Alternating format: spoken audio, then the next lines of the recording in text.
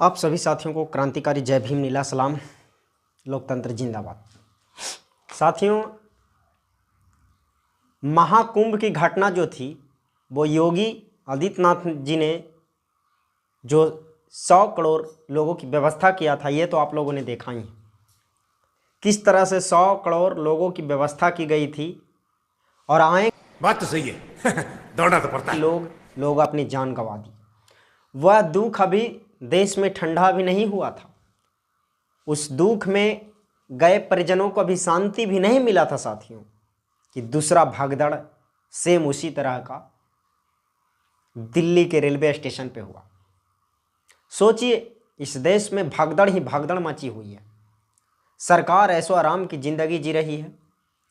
सरकार जो सरकार है, मोदी सरकार हो या योगी सरकार हो या तमाम तरह की नीतीश सरकार हो, वो अपने प्रदेश को छोड़ करके दूसरे देशों में भ्रमण कर रहे हैं। मोदी जी अपने देश से छोड़ करके विदेशों में भ्रमण कर रहे हैं और यहाँ जनता त्राहिमाम त्राहिमाम करती हुई अपनी जान दे रही। पता चला है 18 लोगों की जान जा चुकी है। ये मुझे इस पर भी संकोच है, क्योंकि जो मनु मीडिया है वो कहीं ना कहीं छुपाती है और मेरे पास उसकी डाटा नहीं है, इसलिए मैं डाटा नहीं बता सकता हूँ आप लोगों को, क्योंकि गलत इन्फॉर्मेशन मैं दे नहीं सकता।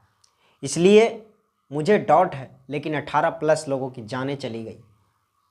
सोचिए, इस देश में गरीबों की जिंदगी कुत्तों और जानवरों से भी बदतर और कम हो गई। कान लग जाए, प्राण चले जाए, पर हवाबाजी ना जाए। हम तो छोटे लोग हैं। जी हाँ दोस्तों, और दिल्ली की जो पुलिस है, वो दिल्ली की पुलिस ऐसी एक पत्रकारिता को, गरिमा को, लोकतंत्र के चौथे स्तंभ को दबाने की कोशिश कर रही। क्योंकि एक मीडिया है, पत्रकारिता है, एक लेडीज़ हैं, उनको दिल्ली पुलिस बोल रही है कि मोबाइल का OTP दे दो, डेटा दे दो, नहीं तो कुछ भी यहाँ से मैं बाहर नहीं जाने दूंगा। ये धमकियाँ पत्रकार को सुनने पड़ रहे हैं आज। ये स्थिति है अभी बनी हुई दिल्ली की, रेलवे स्टेशन पे जो घटना हुआ है वहाँ की। सुनिए जरा सा इन मैडम को, पत्रकारिता मैडम को, क्या कहती हैं। जब मुझे नई दिल्ली रेलवे स्टेशन की घटना के बारे में मालूम हुआ तो मैं यहाँ मौके पर पहुँची और मैंने कुछ लोगों से बातचीत की। इसके बाद मैं प्लेटफॉर्म नंबर 14-15 पहुँची, जहाँ पर ये घटना, यहाँ पे जो भगदड़ मची थी, वहाँ पर मैंने कुछ लोगों से बातचीत की और उनसे जानने की कोशिश की कि यहाँ क्या हुआ था, कैसे हुआ था। इसी बीच रेलवे पुलिस के अधिकारी आए और मुझसे मेरा डिवाइस छीन लिया और मेरे साथ बदतमीजी करने लगे। उन्होंने मेरा ID कार्ड मांगा, उसका फोटो खींच करके उन्होंने रखा, सब कुछ देखा। उसके बाद भी वो मेरा फोन देने के लिए तैयार नहीं हुए। उन्होंने मुझसे कहा, आप कहाँ से हैं, ये आप यहाँ पे काम नहीं कर सकते, आपको मैं ये नहीं दिखाने दूंगा, आप ये डिलीट करो। आपने जितने कंटेंट, मुझसे मेरे फोन का लॉक खोलने के लिए कहा गया, लेकिन मैंने वो नहीं खोला और सारे कुछ डिलीट करने के लिए कहा गया और मुझे उन्होंने जेल में डालने की भी धमकी दी, लेकिन मैं अपनी बातों पे डटी रही और मैंने कंटेंट डिलीट नहीं किया।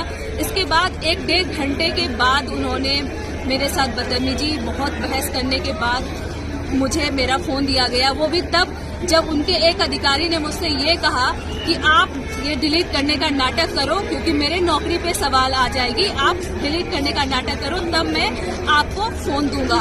उसी में से एक महिला पुलिस ने मुझे ये भी कहा कि मैडम, वो साइड में धीरे से ये भी मुझे बता रही थी कि मैडम क्या बोलूं, जो हुआ है वो तो मैंने देखा, ये गलत है, बट आप भी थोड़ा मैनेज कर लो और इनके सामने नाटक कर लो। अब आप ये सोचिए कि एक तरफ तो इस भगदड़ को ये बताया जा रहा है कि ये अफवाह है और ऐसे भगदड़ मची है, लोगों की गलतियां हैं, लोग ऐसे कूद रहे हैं, और दूसरी तरफ रेलवे पुलिस, रेलवे प्रशासन मुझे मेरा अपना काम करने से भी रोक रही है। इन मैडम पत्रकार की बयानों से पता ये चलता है कि कहीं ना कहीं पुलिस पदाधिकारी अपनी नौकरी की चिंता करते हैं ज़्यादा और पब्लिक की चिंता कम। क्योंकि अगर वो सरकार की बातों और जो बताए गए इशारों पे काम नहीं करेंगे तो उनकी नौकरी जा सकती है। ये मैडम का बयान है।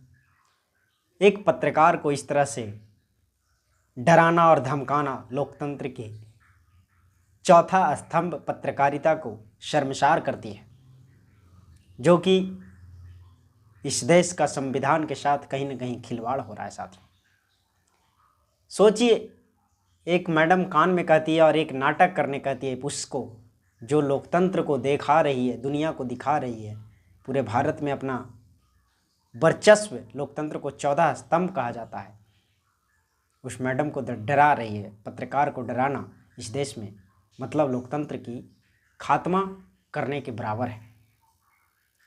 साथियों, अभी तक 18 लोगों की हत्या हो चुकी है, मर चुके हैं, और इसका जिम्मेदार रेलवे सरकार है, मोदी जी सरकार है। लेकिन सरकार जिम्मेवारी नहीं ले सकते, क्योंकि सरकार तो इंडिया से बाहर में रहते हैं ना, इनको किसी चीज़ की चिंता नहीं है। सोच सकते हैं भगदड़ में मौत हुई तो कुछ नहीं हुआ, दिल्ली में मौत हुई तो कुछ नहीं हुआ। ये मरने वाले आम लोग हैं, गरीब लोग हैं, इसलिए इनकी जान की कीमत नहीं है। भाजपा सरकार कहीं ना कहीं अपनी गलती करता है और लोगों की जान को जोखिम में डालता है, और इसको एक्सेप्ट भी नहीं कर पाती है। तो ये सरकार पे सवाल सीधा खड़ा करता है। साथियों, आप लोग बताइए कि अब कैसा चलने वाला है दिल्ली का माहौल, कमेंट बॉक्स में बताइए। आप लोग जहाँ से हैं वहाँ से प्रतिक्रिया दीजिए। तब तक के लिए हम मिलते हैं अगले वीडियो में।